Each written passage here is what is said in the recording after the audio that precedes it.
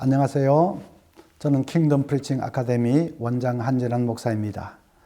설교는 기본적으로 선포지만 설득의 요소도 있어야 합니다. 완고한 인간은 본성적으로 진리를 거부하고 불순종하려고 합니다.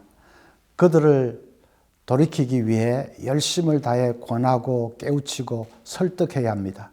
선지자 요나에게 부족했던 것이 바로 그 점입니다. 그는 선포하는 것으로 내 사명은 다했다. 끝 했습니다. 그러나 하나님의 마음은 달랐지요. 그들이 어떻게든 회개하고 변화되기를 바라셨습니다. 설교자는 그런 하나님의 마음으로 청중을 간곡히 설득할 수 있어야 합니다.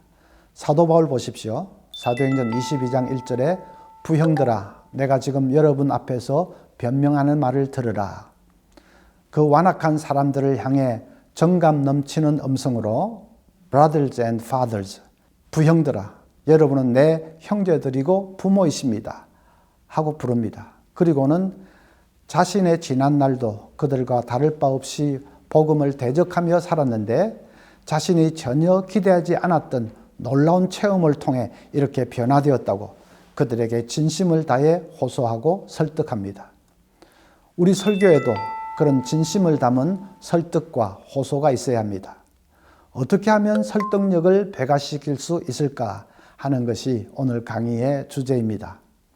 설교가 청중의 머리에만 머무르는 것이 아니라 그들의 가슴을 터치할 수 있도록 정말 그렇구나 하고 가슴이 뜨거워지도록 해야 합니다. 어떻게 하면 그런 설교를 할 수 있을까 하는 것을 살펴보려고 합니다. 그러기 위해서는 지금부터 소개하려고 하는 7가지 원리를 잘 사용하면 되겠습니다. 첫째는 일관성의 원리, 둘째는 상호성의 원리, 셋째는 사회적 증거의 원리, 넷째는 대조의 원리, 다섯째 호감의 원리, 여섯째 희귀성의 원리, 일곱째 권위의 원리입니다. 첫째로 일관성의 원리에 대해 살펴봅시다. 인간에게는 자신이 한번 취한 입장이나 행동이 있으면 그것과 일관되게 움직이려고 하는 성향이 있습니다. 한번 선택한 것은 버리기가 아까운 것이지요. 그래서 계속 그 방향으로 나아가려고 합니다.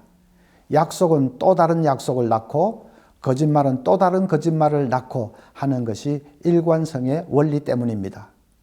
이런 일관성의 원리를 사용한 것이 마켓에서 진열해 놓은 미끼 상품입니다. 미끼 상품이 마음에 들어서 그것 하나 구매하고 나면 다른 상품들에 대해서도 마음이 열려서 쉽게 구매하게 되지 않습니까? 그런 원리를 설교에서도 사용할 수 있습니다. 청중에게 먼저 쉬운 것을 제시해서 받아들이게 하고 그 다음에 어려운 것을 제시하면 청중은 그것도 잘 받아들이게 됩니다. 청중에게 먼저 작은 것을 제시하고 그 다음에 조금 더 큰 것을 제시하고 그 다음에 아주 큰 것을 제시하면 청중은 그 큰 것도 잘 받아들이게 됩니다. 예를 들어 보겠습니다. 망가진 인생도 회복될 수 있다라는 주제로 설교한다고 합시다. 먼저 인생이 망가지는 것은 돈이 없어서가 아니라는 것을 이야기해야 합니다. 우리나라 최고 재벌 아무개 그분의 예를 들 수 있습니다.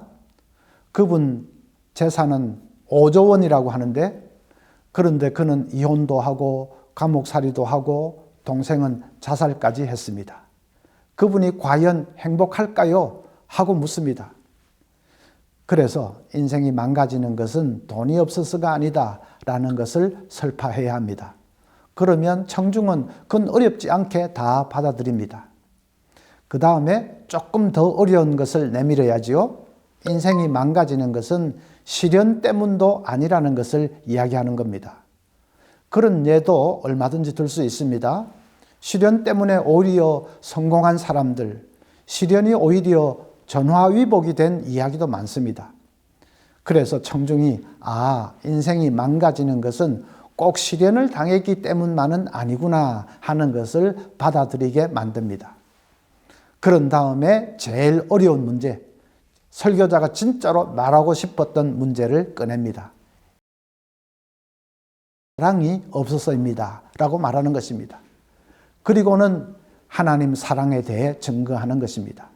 하나님 사랑을 알지 못해서 우리 삶이 허전하고 두렵고 인생이 망가지는 것이지, 그 사랑을 받기만 하면 어떤 망가진 인생도 다 회복될 수 있습니다 하는 것을 증거하는 것이죠. 그와 같이 처음에는 누구나 다 받아들일 수 있는 쉬운 것을 이야기하고, 그 다음에 조금 더 어려운 것을 이야기하고, 그리고는 가장 어려운 것, 설교자가 진짜로 말하고 싶은 것을 이야기하면 청중은 그것마저도 잘 받아들이게 되는 것이 일관성의 원리입니다. 하나 더 예를 들겠습니다. 마태복음 6장 25절에서 34절까지 주제는 염려하지 말라는 것입니다. 어떻게 하면 염려를 떨쳐버리고 염려에서 해방될 수 있을까 하는 것을 저는 이렇게 설교했습니다. 먼저 큰 염려로 작은 염려들을 제압해버리라고 이야기했습니다. 한방에서 독은 독으로 치료하듯이 염려도 큰 염려로 작은 염려들을 제압해버려야 된다고 말했습니다. 이런저런 염려가 많은 사람도 만약 병원에서 말기암 선고를 받는다면 그러면 그 많은 염려들은 아무것도 아니라는 것을 깨닫겠죠. 그래서 염려가 많은 사람은 자기 목숨이 오락가락하는 상황, 큰 염려를 한번 떠올려 보라는 것이지요. 그러면 자질구레한 염려들은 다 떨쳐버릴 수 있다는 것입니다. 그렇게 설교하면 청중이 대부분 다 수긍하고 받아들입니다. 그런 다음에 큰 염려는 하나님의 손안에 있다는 것을 말해야 합니다. 염려한다고 자기 생명을 한치라도 연장할 수 있는 사람이 있느냐? 그건 진짜로 하나님 소관이고 하나님 손안에 있는 것이라는 것을 말해야 합니다. 우리가 이렇게 건강하게 사는 것은 전적으로 하나님의 손이 우리를 붙들고 있기 때문이라는 것을 강조해야 합니다. 우리가 건강하게 사는 것이야말로 하나님이 졸지도 않고 주무시지도 않고 우리를 지켜주고 계시기 때문이라는 것을 말해야죠. 그러면 청중이 다 아멘으로 받아들입니다. 그런 후에 우리에게 있는 자질구레한 염려들은 하나님께 다 맡겨드릴 수 있고 우리는 염려에서 해방될 수 있다는 것을 증거해야 합니다. 목숨이 오락가락하는 큰 문제를 하나님이 붙들고 계신데, 그렇다면 자질구레한 문제들을 하나님이 어찌 책임져 주시지 않겠느냐는 것이죠. 다시 한번 요약을 해보면 목숨이 오락가락하는 큰 염려를 생각하면 작은 염려는 아무것도 아닌데, 그런데 그 큰 염려는 하나님이 책임져 주시는데, 그렇다면 우리를 얽매는 이 작은 염려들은 얼마든지 하나님께 맡겨버릴 수 있지 않느냐 하는 것입니다. 일관성의 원리입니다.